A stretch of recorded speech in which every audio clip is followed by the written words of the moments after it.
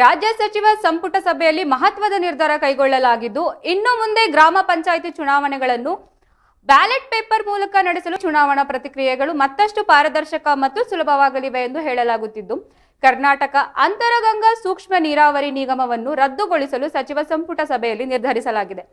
ಈ ನಿಗಮದ ಕಾರ್ಯಚಟುವಟಿಕೆಗಳಿಗೆ ಮತ್ತು ಅವುಗಳ ಪರಿಣಾಮಗಳ ಕುರಿತು ಕೂಲಂಕುಷವಾಗಿ ಚರ್ಚಿಸಿದ ನಂತರ ಈ ನಿರ್ಧಾರಕ್ಕೆ ಬರಲಾಗಿದೆ. ಇದರ ಜೊತೆಗೆ ಅಲ್ಪಸಂಖ್ಯಾತರ ಅಭಿವೃದ್ಧಿ ನಿಗಮದಲ್ಲಿನ ಸಾಲ ವಸೂಲಾತಿಗೆ ಸಂಬಂಧಿಸಿದಂತೆ ಮಹತ್ವದ ನಿರ್ಧಾರ ಕೈಗೊಳ್ಳಲಾಗಿದೆ. ಅಲ್ಪಸಂಖ್ಯಾತರ ಅಭಿವೃದ್ಧಿ ನಿಗಮದಲ್ಲಿ 2013-14ರಿಂದ 2018-19ನೇ ಸಾಲಿನ ವಿವಿಧ ಯೋಜನೆಗಳಡಿ ನೀಡಲಾದ ಸಾಲವನ್ನು ಒನ್ ಟೈಮ್ ಸೆಟಲ್ಮೆಂಟ್ ಮೂಲಕ ವಸೂಲಿ ಮಾಡಲು ಸಚಿವ ಸಂಪುಟ ಸಭೆ ಒಪ್ಪಿಗೆ ನೀಡಿದೆ.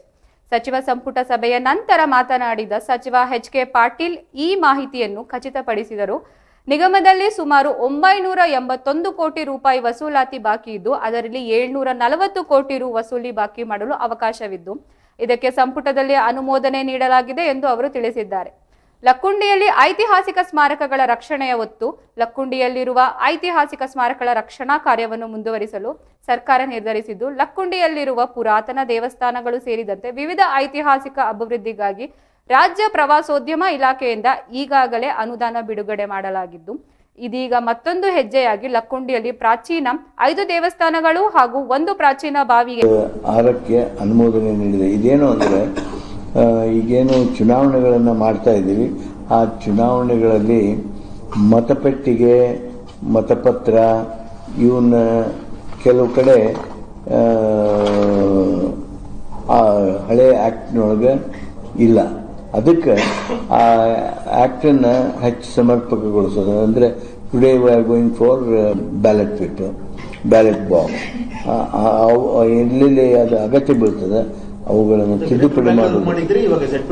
ಗ್ರಾಮೀಣಾಭಿವೃದ್ಧಿ ಮತ್ತು ಪಂಚಾಯತ್ ರಾಜ್ ಇಲಾಖೆ ಕರ್ನಾಟಕ ಗ್ರಾಮ ಸ್ವರಾಜ್ ಮತ್ತು ಪಂಚಾಯತ್ ರಾಜ್ ವಿಧೇಯಕ 2026ಕ್ಕೆ ಅನುಮೋದನೆ ನೀಡಿದೆ. ಇದೇನು ಅಂದರೆ ಈಗೇನು ಚುನಾವಣೆಗಳನ್ನು ಮಾಡ್ತಾ ಇದ್ದೀವಿ, ಆ ಚುನಾವಣೆಗಳಲ್ಲಿ ಮತಪೆಟ್ಟಿಗೆ, ಮತಪತ್ರ ಇವನ್ನ ಕೆಲವು ಕಡೆ ಆ ಹಳೆ ಆ್ಯಕ್ಟ್ನೊಳಗೆ ಇಲ್ಲ. ಅದಕ್ಕೆ ಆ ಆ್ಯಕ್ಟನ್ನು ಹೆಚ್ಚು ಸಮರ್ಪಕಗೊಳಿಸೋದು ಅಂದರೆ today we are going for ballot paper, ballot box. ಎಲ್ಲೆಲ್ಲಿ ಅದು ಅಗತ್ಯ ಬೀಳ್ತದೆ ಅವುಗಳನ್ನು ತಿದ್ದುಪಡಿ ಮಾಡುವುದು. ಗ್ರಾಮೀಣಾಭಿವೃದ್ಧಿ ಮತ್ತು ಪಂಚಾಯತ್ ರಾಜ್ ಇಲಾಖೆ ಕರ್ನಾಟಕ ಗ್ರಾಮ ಸ್ವರಾಜ್ ಮತ್ತು ಪಂಚಾಯತ್ ರಾಜ್ ವಿಧೇಯಕ 2026ಕ್ಕೆ ಅನುಮೋದನೆ ನೀಡಿದೆ. ಇದೇನು ಅಂದರೆ ಈಗೇನು ಚುನಾವಣೆಗಳನ್ನು ಮಾಡ್ತಾ ಇದ್ದೀವಿ, ಆ ಚುನಾವಣೆಗಳಲ್ಲಿ ಮತಪೆಟ್ಟಿಗೆ, ಮತಪತ್ರ ಇವನ್ನ ಕೆಲವು ಕಡೆ ಆ ಹಳೆ ಆ್ಯಕ್ಟ್ನೊಳಗೆ ಇಲ್ಲ. ಅದಕ್ಕೆ ಆ ಆ್ಯಕ್ಟನ್ನು ಹೆಚ್ಚು ಸಮರ್ಪಕಗೊಳಿಸೋದು ಅಂದರೆ today we are going for ballot paper, ballot box. ಎಲ್ಲೆಲ್ಲಿ ಅದು ಅಗತ್ಯ ಬೀಳ್ತದೆ ಅವುಗಳನ್ನು ತಿದ್ದುಪಡಿ ಮಾಡುವುದು. ಗ್ರಾಮೀಣಾಭಿವೃದ್ಧಿ ಮತ್ತು ಪಂಚಾಯತ್ ರಾಜ್ ಇಲಾಖೆ ಕರ್ನಾಟಕ ಗ್ರಾಮ ಸ್ವರಾಜ್ ಮತ್ತು ಪಂಚಾಯತ್ ರಾಜ್ ವಿಧೇಯಕ 2026ಕ್ಕೆ ಅನುಮೋದನೆ ನೀಡಿದೆ. ಇದೇನು ಅಂದರೆ ಈಗೇನು ಬ್ಯಾಲೆಟ್ ಪೇಪರ್ನ ಬಳಸಿಕೊಂಡು ಚುನಾವಣಾ ಮಾಡ್ತಿರೋದಕ್ಕೆ ಇದ್ರ ಬಗ್ಗೆ ಹೆಚ್ಚಿನ ಮಾಹಿತಿ ನೀಡಲು ನಮ್ಮ ಜೊತೆ ಪ್ರಸನ್ನ ಅವರು ಈಡೆನ್ಸ್ ಡೆಸ್ಕ್ ಇಂದ ರೆಡಿ ಇದ್ದಾರೆ. ಪ್ರಸನ್ನ ಅವರೇ ಹೇಳಿ. ಗ್ರಾಮ ಪಂಚಾಯತ್ ಚುನಾವಣೆಯನ್ನ ಬ್ಯಾಲೆಟ್ ಪೇಪರ್ ನಲ್ಲಿ ನಡೆಸಲು ನಿನ್ನೆ ಸಚಿವ ಸಂಪುಟ ಸಭೆಯಲ್ಲಿ ಅನುಮೋದನೆ ಸಿಕ್ಕಿದೆ. ಗ್ರೇಟರ್ ಬೆಂಗಳೂರು ಪ್ರಾಧಿಕಾರ ವ್ಯಾಪ್ತಿಯ ಪಾಲಿಕೆಯಲ್ಲಿ ಬರುವಂತಹ 5 ಗ್ರಾಮ ಪಂಚಾಯತ್ ಚುನಾವಣೆಯಲ್ಲಿ ಈ ಮೊದಲು ಬ್ಯಾಲೆಟ್ ಪೇಪರ್ ನಲ್ಲಿ ಚುನಾವಣೆ ನಡೆಸಲು ರಾಜ್ಯ ಸರ್ಕಾರ ಸಿದ್ಧತೆಗೊಂಡಿದೆ. ಎಲೆಕ್ಟ್ರಾನಿಕ್ಸ್ ಮತಯಂತ್ರ ಬದಲಿಗೆ ಮತಪತ್ರ ಬಳಕೆಗೆ ಅವಕಾಶ ಕಲ್ಪಿಸುವ ಗ್ರಾಮ ಸ್ವರಾಜ್ ಮತ್ತು ಪಂಚಾಯತ್ ರಾಜ್ ತಿದ್ದುಪಡಿ 2026ಕ್ಕೆ ಅನುಮೋದನೆ ಸಿಕ್ಕಿದೆ. ಪ್ರತುಷ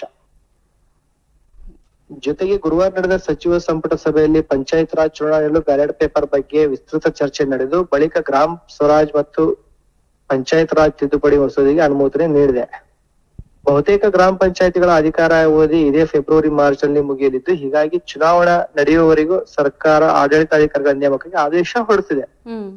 ಮತ್ತೊಂದೆಡೆ 2026 ಮೇ ತಿಂಗಳಲ್ಲಿ ಚುನಾವಣೆ ನಡೆಸಲು ಸರ್ಕಾರ ಸಿದ್ಧತೆ ನಡೆಸಿದ್ದು, ಈ ಹಿಂದೆ ಇವಿಎಂ ಮಷಿನ್ ಗಿಂತ ಮೊದಲು ಈ ಹಿಂದೆ ಇದ್ದಂತ ಬ್ಯಾಲೆಟ್ ಪೇಪರ್ ನೇ ಪುನಃ ಎಲೆಕ್ಷನ್ ನಲ್ಲಿ ತರಲು ಸಿದ್ಧತೆ ನಡೆಸ್ತಾ ಇದೆ. ಸೊ ಈ ಸಾರಿ ಒಂದು ಪ್ರಾಯೋಗಿಕವಾಗಿ ಬ್ಯಾಲೆಟ್ ಪೇಪರ್ ನ ಎಲೆಕ್ಷನ್ ನಲ್ಲಿ ಬಳಸಿದ್ದು ಯಶಸ್ವಿ ಆದ್ರೆ ಮುಂದಿನ ದಿನಗಳಲ್ಲಿ ಇದೇ ರೀತಿ ಬ್ಯಾಲೆಟ್ ಪೇಪರ್ ನ ಮುಂದಿನ ಚುನಾವಣೆಗಳಲ್ಲಿಯೂ ಉಪಯೋಗಿಸಬೇಕೆಂದು ರಾಜ್ಯ ಸರ್ಕಾರ ಚಿಂತನೆ ನಡೆಸಿದೆ. ಪ್ರತುಷ,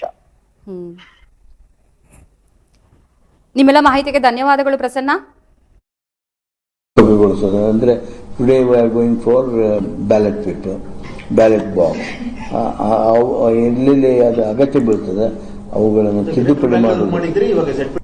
ಗ್ರಾಮೀಣಾಭಿವೃದ್ಧಿ ಮತ್ತು ಪಂಚಾಯತ್ ರಾಜ್ ಇಲಾಖೆ ಕರ್ನಾಟಕ ಗ್ರಾಮ ಸ್ವರಾಜ್ ಮತ್ತು ಪಂಚಾಯತ್ ರಾಜ್ ವಿಧೇಯಕ 2026ಕ್ಕೆ ಅನುಮೋದನೆ ನೀಡಿದೆ. ಇದೇನು ಅಂದರೆ ಈಗೇನು ಚುನಾವಣೆಗಳನ್ನು ಮಾಡ್ತಾ ಇದ್ದೀವಿ, ಆ ಚುನಾವಣೆಗಳಲ್ಲಿ ಮತಪೆಟ್ಟಿಗೆ, ಮತಪತ್ರ ಇವನ್ನ ಕೆಲವು ಕಡೆ ಹಳೆ ಆಕ್ಟ್ನೊಳಗೆ